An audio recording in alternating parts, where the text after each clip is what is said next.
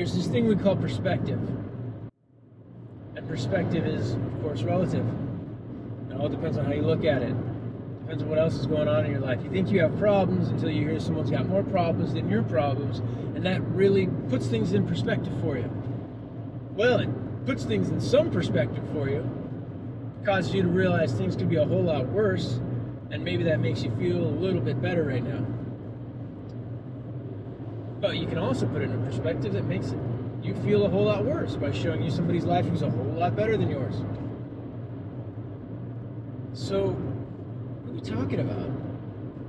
What are we talking about with this perspective thing? Well, the reason that this one thing is so important to you is because you don't have anything else going on in your life, and so you're hyper-focused on one thing.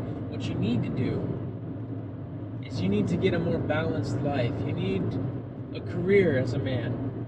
You need a social circle. You need a love relationship.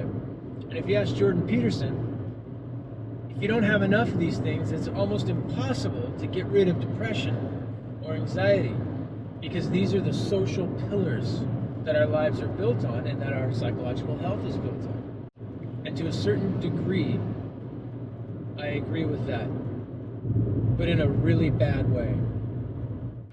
Here's how I see it.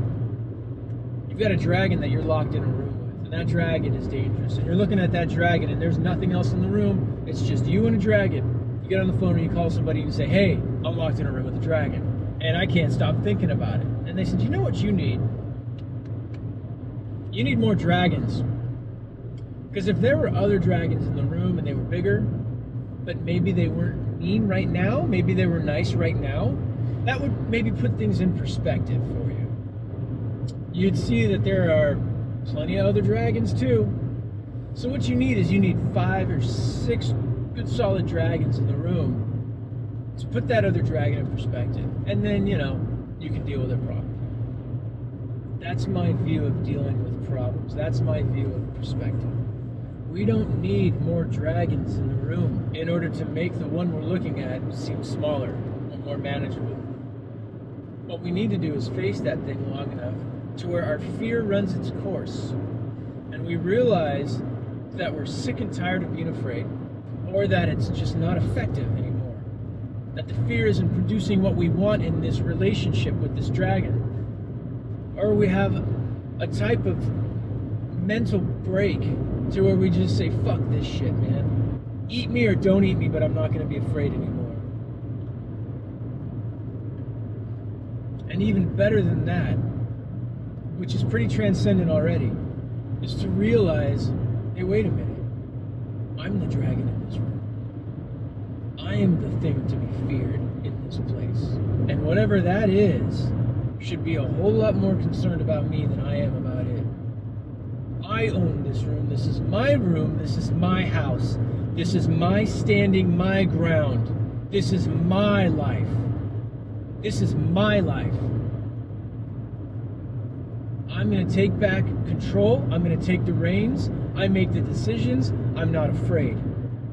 And even if I am afraid, I'm moving forward anyway. I am the thing to be feared in this room, not that fucking dragon.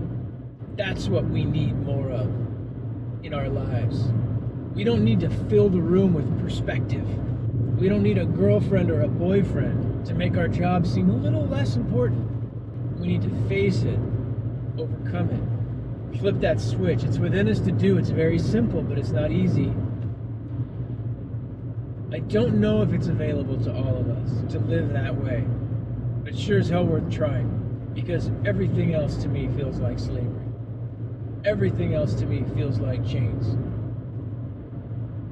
There shouldn't be anything that I can be locked in a room with that I give power to. Everything that I can be locked in a room with in this life should be more afraid of me than I am of it. And it may seem like a small thing, but driving to the northernmost point in Norway was something I was locked in a room with.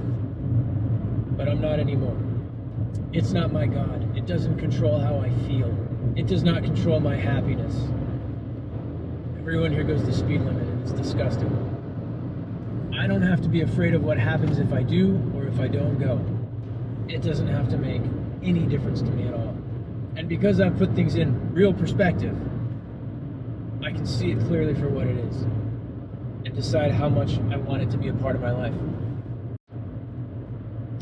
So that's how I make a big deal out of small things. And that's why I make a big deal out of small things.